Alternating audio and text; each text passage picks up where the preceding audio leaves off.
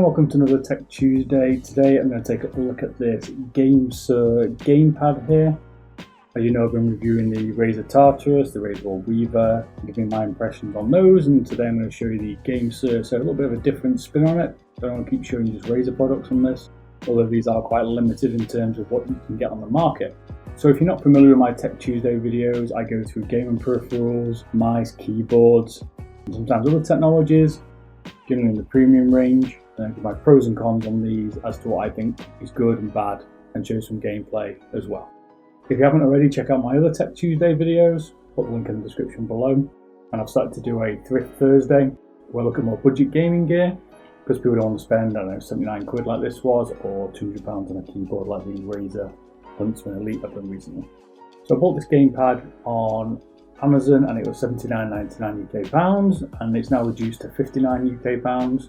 It's obviously Chinese. I can't read too much about the specs because it's mainly in Chinese. But what grabbed my attention was one, the price of it, because it comes in at the same price as the Razer Tartarus, give or take a few pounds. But the second one was that it's got the Cherry MX keys in it. That's got to be some of the cost, and I want to see kind of how that performs and what kind of configuration you can do, because I think it's going to be quite rigid. So here we have it, the gamesir gamepad. So as you can see, this one's quite a large size. It does come with the Cherry Red MX keys, and in terms of what you'd expect to see on the keyboard closely, you've got QW, ASD put in there, and ERT, all in like a similar location of where your hand would sit.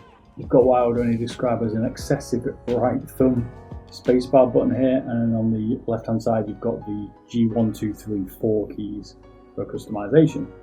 On the back of it you've got the USB-C connection that goes into a standard USB. This product will work on Android, iOS and PC. I was going to show you what works on the PC at the moment. On the left hand side at the bottom you've got the on-off switch, the ability to switch between PC and phone, which is what we're saying about Android and iOS, along with some lights for the status of what's connected. On the right hand side we've got a USB pass-through, which is nice to see, and on the base of it we've got 6 rubber feet. So off the bat here, one of the things I'd like to have seen was a bit more customization to be able to move it around a little bit more for your hand. This is a solid gamepad. There is no ability to move any of the parts to make it a bit comfortable for yourself.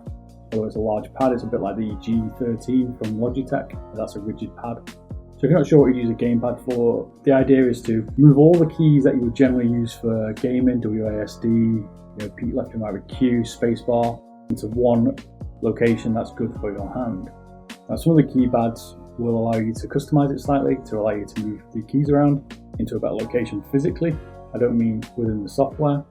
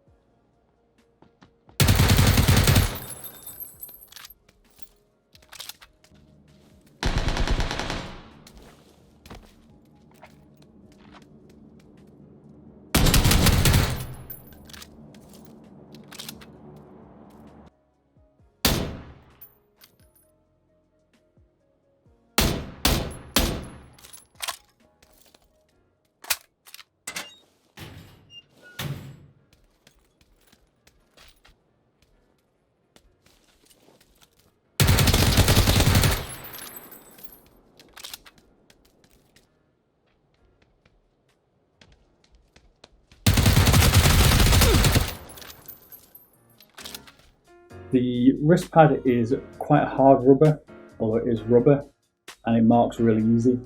I don't like the space bar, I think it's very cheap. I don't like the G keys, they're very cheap. The best part about this is definitely the Cherry MX Reds, which are in the centre here.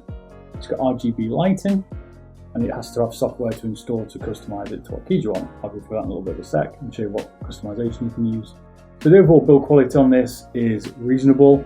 I've got to be a little bit funny about the build quality because this is 79 quid, or what I paid for it. You can get it for 59. It's certainly not a cheap gamepad. And the G13 comes in at 30 quid if you can find it. So it's half the price, so I'd expect this to have been a little bit better, and I expect the cost really is in the switches. The WASD keycaps are more textured here, which is good, so you can tell where your fingers are.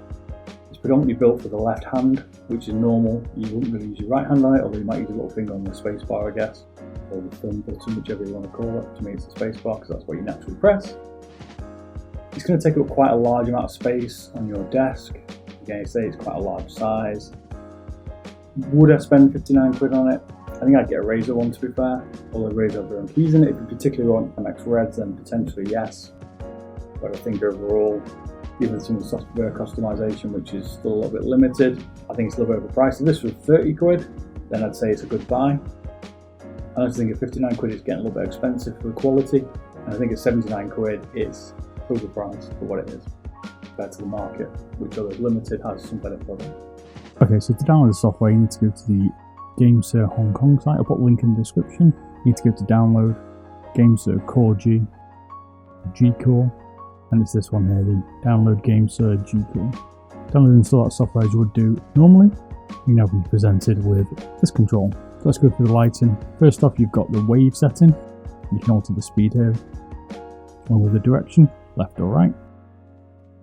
Next we've got spectrum, cycles through the colours. You can change the speed of that, slower, faster. Got the ripple effect, and good option here, you can mix the colour, so it picks a different colour and it ripples.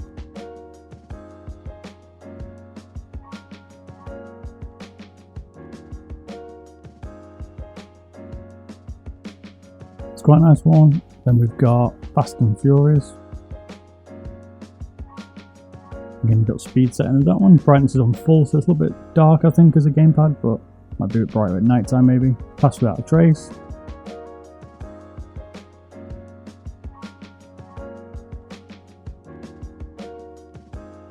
And final one's customize, which I kind of like here. You can basically assign any colour you like to these keys, and this is a pretty good function. I kind of like this one. You can make it look funky as you like, and very easily as well.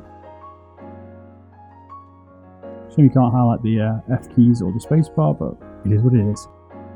So overall, some decent RGB functionality, but it's not give you that much customization. You can't put any customized wave patterns in or anything like that. The other things you can do, you can set profiles up. See here, you can import them, export them, copy them, and reset it. You can customize the keys that you want to press. So we picked E here. You can basically pick macro, media, rapid fire if you wanted for quick clicking. Set to a mouse function. You can scroll up, scroll down there. You can set it to any key here, as you said. Pretty cool. And run macros. That's the software. The Cherry MX keys here are very good, they feel very nice, as you would expect from Cherry MX. The side buttons here that are the third party are not very good. I do not like them. I think they're very cheap, and you can certainly tell, especially coming away from Cherry MX, I expect this silver to wear off after some excessive use as well. It comes with a braided cable. It's 1.5 meters long. It would have been nice to see a 2 meter braided cable here, but it's standard USB, as I've said, and the peripheral is USB-C on the back of it. It's nice to see that we're using it perhaps for gaming on a mobile device. I don't think I would do. I wouldn't use this to play Pug on my phone. A few of my friends are playing PUBG or Fortnite on their phones, and for the win included there. But it wouldn't be for me. I wouldn't take this in a mouse to play on a mobile platform. Why wouldn't I just use my PC, you know? And this is 58 quid or 59 quid at the moment. It's 70 quid on their website. It's nice, you know, it's an expensive gamepad to be playing a mobile device with. That's sort of fun, unless you really want to get an advantage. But it's good to see that they have given it that flexibility, let's say, because with the Razer versions you can't do that. Would have been nice to see some bigger pads on the bottom of this, because it's a pretty big device and the pads to me are a little bit skinny and it does move around a little bit. This is what it sounds like.